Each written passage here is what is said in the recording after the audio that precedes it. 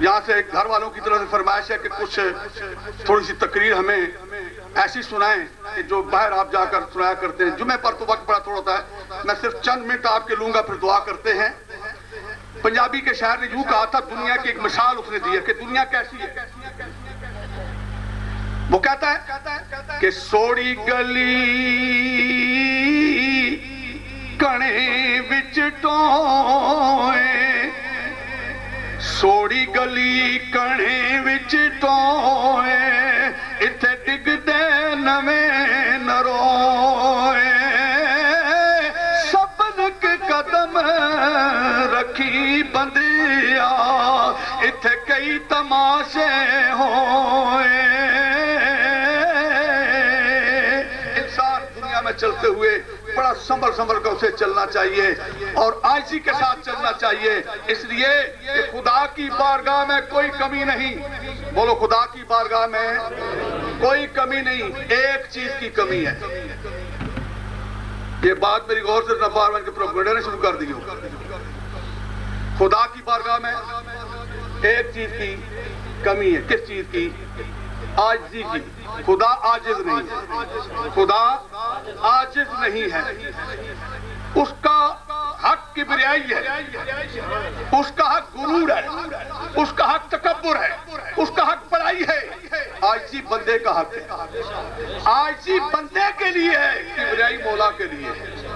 ایک عاجز کو کبریا کے مقابلے میں آ کر کبریائی کا دعویٰ کرنے سے اس کے ایمان کا بیڑا غرق ہو جاتا ہے. بندہ عاجز ہے, اس کی کیا حیثیت ہے؟ محلب اپنے وقت کا ایک بہت بڑا نواب تھا. وہ اپنے بنگلے کے اندر جو اس کا لان تھا اور باغ تھا, اس کے اندر بڑا مٹک کر چل رہا ہے. تو مطرف بن عبداللہ رضی اللہ تعالیٰ پاس سے گزرے, انہوں نے دیکھا اور فرمایا, محلب یہ چال جو ہے یہ اللہ کو ناپسند ہے, یہ چال اللہ کو ناپسند ہے. تو اس نے امیرانہ لہجے میں کہا, بڑا آیا نصیحت کرنے والا, جانتا ہے میں کون ہوں؟ تڑی سے اس نے کہا نا, تو کون ہوتا ہے مجھے نصیحت کر, جانتا ہے نا میں کون ہوں؟ تو اللہ کے ولی جو ہوتے ہیں نا, لا خوف علیہم ولا هم یحزنون, ان کو خوف و حزن نہیں ہوتا کہ کوئی امیر ہماری جان لے لے گا. ان کو پتہ ہے جان اللہ کے پاس ہے, جان اس کے ہاتھ میں ہے. جب تک وہ نہیں چاہے گا جان کوئی نکال سکتا نہیں, اور جب تک وہ چاہے گا ہم دنیا میں رہیں گے, جب چاہے گا چلے جائیں گے. اللہ سے ڈرنے والے ڈرا نہیں کرتے. حضرت مطرف بن عبداللہ نے کہا, ہاں ہاں میں جانتا ہوں تو کون ہے, میں جانتا ہوں تو کون ہے. تیری ابتدا ایک ناپاک قطرے کی ہے. انسان اپنی تعداد پر غور کرے. تیری ابتدا ایک ناپاک قطرے کی ہے اور تیری انتہا ایک پوسیدہ مردار کی ہے. مرنے کے بعد تیرے جسم میں کیڑے پڑ جائیں گے, تیرا جسم بدبودار ہو جائے گا. اور ان دونوں حالتوں کے درمیان تیری حالت یہ ہے کہ ہر وقت تو پیٹ میں گندگی اٹھائے پھر رہا ہے, ہر وقت پیٹ میں گندگی اٹھائے پھر رہا ہے. اس کے علاوہ کیا ہے تیرے پاس؟ فرمایا والعاقبۃ للمتقین, عاقبت اور آخرت کی بھلائیاں انہی لوگوں کے لیے ہیں جو اس کی ذات سے ڈرنے والے ہیں. جب دنیا سے جائیں گے تو آواز آئے گی, یا ایتھا النفس المطمئنہ ارجعی الی ربک راضیۃ مرضیہ فادخلی فی عبادی وادخلی جنتی. اے اطمینان والی جان, اپنے رب کی بارگاہ میں اس حال میں لوٹ کر آ کہ رب تجھ پر راضی ہے, تو رب پر راضی ہے. رب تجھ پر راضی, تو بندہ خدا کا راضی ہونا تھوڑا ہے. بندہ راضی نہیں ہوگا تو خدا کا کیا کر لے گا؟ لیکن ذرا انداز تو دیکھو نا, رب کہتا ہے بندے میں تو راضی ہوں, تو بھی راضی ہے. ایمان کی سلامتی ملی.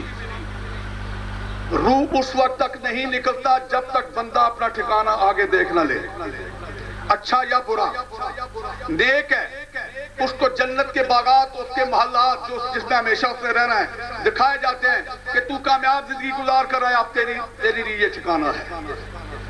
اور جو برائی کرنے والا, جو کفر کرنے والا ہے, اس کو جہنم کی کھڑکیاں کھول کر بتایا جاتا ہے تو ناکام اور نامراد ہو کر جا رہا ہے, تیرا ٹھکانہ ہمیشہ کے لیے ہے.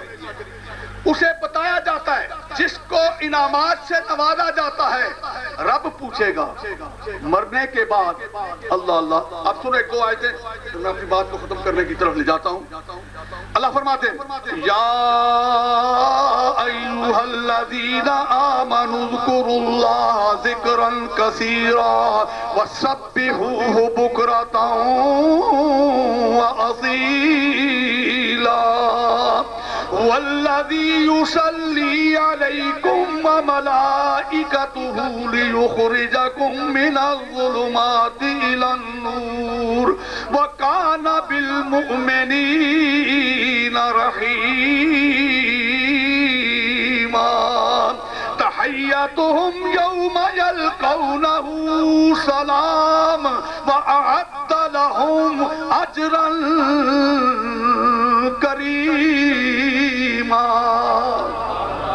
فرمایا ایمان والو اللہ کا ذکر کثرت سے کیا کرو۔ اب ذکر سے مراد کیا ہے؟ ایک تو ذکر سے مخصوص اللہ کے اسم کا دہرانا ہے، اور ایک ذکر یاد خدا یہ ہے کہ کوئی قدم بھی اٹھا اللہ کو یاد کرتے ہوئے اٹھا، کہیں ایسا نہ ہو کہ اس کے امر کے خلاف تیرا قدم اٹھ جائے، تیری زندگی کا کاٹا کوتا کپاس نہ ہو، اپنی زندگی کے ہر لمحے اسی کو یاد کرتا رہے۔ کہیں دکان کرتا ہے، نوکری کرتا ہے، اور پڑھائی کرتا ہے، ڈاکٹری کرتا ہے، جہاں بھی تو ہے اللہ کی یاد اور اس کا خوف اپنے پاس رکھ، پھر کیا ہوگا؟ فرمایا وہ خدا اور اس کے فرشتے تجھ پر رحمتوں کی برسات کرتے ہیں، اور جب قیامت کا دن ہوگا تو اللہ کی بارگاہ میں آئے گا، فرشتے تیرا کھڑے ہوں گے، تجھے گارڈ آف آنر پیش کر رہے ہوں گے، تحیتہم یوم یلقونہ سلام، تجھے گارڈ آف آنر پیش کر رہے ہوں گے۔ دوستان محترم، باہر کے ملک کا کوئی جب حاکم آتا ہے اسے یہاں فوج گارڈ آف آنر پیش کرتی ہے، گارڈ آف آنر پیش کرنے کے بعد اس کی ملاقات کس کے ساتھ ہوتی ہے؟ جو اس وقت کا حاکم ہوتا ہے اس سے ملاقات کرائی جاتی ہے۔ اب جب فرشتے گارڈ آف آنر پیش کر چکیں گے، رب فرمائے گا ان کو شجرے طوبہ کے نیچے لے چلو۔ شجرے طوبہ کے اس کے بارے میں آتا ہے اگر 100 سال گھوڑا اس درخت کی شاخوں کے نیچے چلتا رہے، سائے کے نیچے، اس کی حد ختم نہیں ہوتی، اتنا بڑا وہ درخت ہے، اس کے نیچے نور کے ممبر بچھائے جائیں گے، نور کی کرسیاں بچھائی جائیں گی، میرے در تک کو میرے در نور کی کرسیاں بچھائی جائیں گی اور جنتی کھانے چنے جائیں گے۔ رب فرمائے گا ان کی ضیافت کرو، یہ میرے مہمان ہیں۔ رب فرمائے گا یہ میرے مہمان ہیں، ان کی ضیافت کرو، ان کی عزت کرو، فرشتوں جلتی کھانے ان کو چلاؤ، اور پھر جب کھانا کھا چکے میرا سلام ان کو جا کر کہو۔ فرشتے عرض کریں گے یا اللہ تو خدا ہے، ہم فرشتے ہیں، یہ تیرے بندے ہیں، ہم ان کو سلام کریں جا کر۔ رب فرمائے گا تمہیں پتا نہیں یہ دنیا میں مجھ سے ڈرا کرتے تھے، یہ دنیا میں میرے احکام کی تعمیل کرتے تھے، یہ دنیا میں میرے محبوب کے شہدائی تھے، یہ دنیا میں میرے محبوب کی غلامی کا دم بھرتے تھے، یہ دنیا میں نیک کام کرتے تھے، بھلائی کے کام کرتے تھے، کسی کو دکھ نہیں دیتے تھے، بد اخلاقی نہیں کرتے تھے، زبان سے گالی گلوچ نہیں کرتے تھے۔ آج تو ہماری پوزیشن یہ بات کم کرتے ہیں، گالی زیادہ دیتے ہیں، اور خاص کر میں اس دن بھی کہہ رہا تھا ہماری زبان پر ایک گال تو بڑی مشہور ہے نا، پین یا پین یا پین یا، اور پتہ نہیں زندگی میں کتنی پین یا کرتے ہوئے چلے جاتے ہیں۔ اور جب اس دن بھی میں نے کہا تھا یاد رکھیں کہ جب روح نکلتی ہے اس سے پہلے 2 فرشتے آتے ہیں۔ اب جس طرح یہ دنیا میں میں بات کروں، میری بات ریکارڈ ہو رہی ہے، ریکارڈنگ کا ایک سلسلہ چل پڑا، اللہ تعالیٰ نے پہلے سے اندر ریکارڈنگ کا ایک سلسلہ رکھا ہوا ہے، ہم جو بات بھی کرتے ہیں وہ ریکارڈ ہو جاتا ہے، جو کام بھی کرتے ہیں ریکارڈ ہو جاتا ہے۔ جس طرح آڈیو سسٹم ہے اور پھر ویڈیو سیریز وغیرہ، اسی طرح یہاں بھی اندر آڈیو اور ویڈیو کا ایک سلسلہ قائم ہے۔ اب جب وہ فرشتہ آتا ہے تو وہ دیکھتا ہے اندر اس کی وہ ٹیپ ریکارڈ نکالتا ہے، وہ ریل نکالتا ہے نا، تو اس میں دیکھتا ہے کہ اس میں کیا کیا ہے۔ کہیں دیکھا جناب یہاں تو ماشاءاللہ قرآن ہی قرآن ہے، قرآن کی منزلیں ہیں جناب، یہاں تو نبی پاک پر درود و سلام ہے، یہاں پر تو نعت مصطفیٰ ہے، یہاں پر تو جناب والا اللہ کے ذکر کی تسبیحات موجود ہیں، یہاں پر مصطفیٰ کریم علیہ الصلوۃ والتسلیم کے درود و سلام کے گجرے موجود ہیں۔ تو وہ دوسرے فرشتوں کو کہتا ہے اس کا روح ذرا آسانی سے نکالنا، آسانی سے نکالنا، کیونکہ یہ ویسے خالی نہیں ہے۔ کسی کا نکالا تو اس کی ریل جب کھولی تو پین یا پین یا پین یا پین، وہ کہتا ہے اچھا بھائی اتنا رگڑا دے دے. نبی پاک فرماتے ہیں کہ جس طرح کانٹوں والی تار کسی کپڑے میں پھنس جائے اور اس کو نکالو تو وہ کپڑا پردے پردے ہوتا ہے، فرمایا اس طرح اس کی سختی سے جان نکلے گی. حضرات محترم، ہمیں خیال کرنا چاہیے کہ ہم دنیا کے لیے تو نہیں آئے، ہم نے مرنا ہے. مرنے کے بعد والعاقبۃ للمتقین جو فرمایا کہ عاقبت متقین لوگوں کے لیے، خدا سے ڈرنے والوں کے لیے، ان کی بہتری اسی میں ہے کہ جو اللہ سے ڈرنے والے ہیں، اس کے احکام کی تعمیل کرنے والے ہیں. ہمیں اپنی زبان کو صاف رکھنا ہوگا. مجھے یہاں ایک بات یاد آئی، بابا فرید الدین گنج شکر رحمۃ اللہ کے پاس ایک مریض آیا، وہ چلنے پھرنے سے کافر تھا. آپ نے سورہ فاتحہ پڑھی، پھونک ماری، وہ اپنے قدموں پر چل پڑا. ایک حکیم صاحب وہاں موجود تھے، اس زمانے میں حکیم ہوتے تھے، آج نام بدل گیا ڈاکٹر. وہ پرانے یونانی حکیم بھی آج کل وہ نام ہی رہ گیا ہے، نبضی حکیم تو ہیں کوئی نہیں. ڈاکٹر بھی پہلے پوچھتے ہیں کیا کھایا تھا، کیا پیا تھا، پیشاب کا رنگ کیسے تھا، یہ وہ. لیکن وہ پہلا زمانہ کچھ اور تھا، بڑے بڑے کامل اور حاذق قسم کے اور متقی قسم کے حکیم لوگ تھے. نبض پہ ہاتھ رکھتے ہی پتہ چل جاتا تھا کہ کس کیٹیگری کا کیا کھایا کیا پیا. خیر حکیم نے کہا جی بڑا آسان نسخہ مل گیا، اب جو مریض آئے گا فاتحہ پڑھوں گا وہ ٹھیک ہو جائے گا. یہ دوائیاں کوٹنے سے بچ گئے. کیا جناب ایک مریض آیا، اس نے کہا جناب نزلے کی شکایت ہے، لگے فاتحہ پڑھنے، جناب نزلہ ٹھیک نہ ہوا.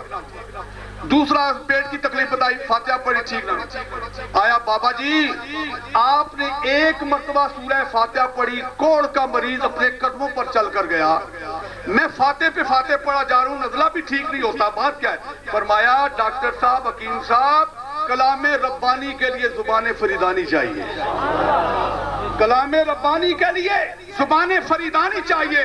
جس زبان سے آپ گالی بکیں گے، جس زبان سے جھوٹ بکیں گے، جس زبان سے چغلی کھائیں گے، جس زبان سے غیبت کریں گے، اس زبان پر جب آپ قرآن پڑھیں گے، جب زبان اور دل آپ کا تنگ آلود ہو چکا ہے، پھر قرآن آپ کی زبان پر اثر نہیں کرے گا.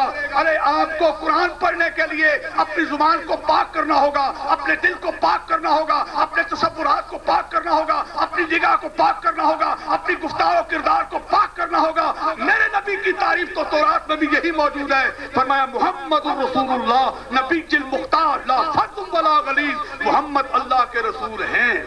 تورات کے اندر بھی لکھا ہوا ہے، اس وقت بھی یہی ترجمہ تھا، محمد اللہ کے رسول ہیں. اور اختیار والے نبی ہیں، لا فظ ولا غلیظ. فرمایا دل کے سخت بھی نہیں ہیں، زبان کے فوش بھی نہیں ہیں، زبان سے فوش بات بھی نہیں کہتے. دوستان محترم، ہمیں چاہیے کہ ہم نے اپنے زندگی کے اوقات کو قیمتی جانتے ہوئے اللہ کی بارگاہ میں حاضری کے لیے تیاری کرنی چاہیے. اور دنیا کا جہاں تک سسٹم ہے وہ اتنا کرنا چاہیے جتنا کہ ہمیں حق دیا گیا. اس کے علاوہ اللہ کی یاد کو کبھی نہ بھولیں، مصطفیٰ کریم کی یاد کو کبھی نہ بھولیں. جس نبی کے صدقے میں یہ ساری بہار ہے، اس نبی کے ساتھ، ان کی اہل بیت، صحابہ اور اولیاء اللہ کے ساتھ تعلق قائم رکھیں. انشاءاللہ عزیز دنیا بھی کامیاب ہوگی، آخرت بھی کامیاب ہوگی. آخرت میں پھر دعا ہے کہ اللہ تعالیٰ چودھری فرید زمان صاحب مرحوم مغفور کی آخرت کی مدد آسان فرمائے. اور تمام حضرات سے میں معذرت چاہتا ہوں، میرا خیال وقت تو وہ بتایا تھا وہی ہوا ہے، زیادہ ہوا نہیں ہے، اس لیے معذرت کی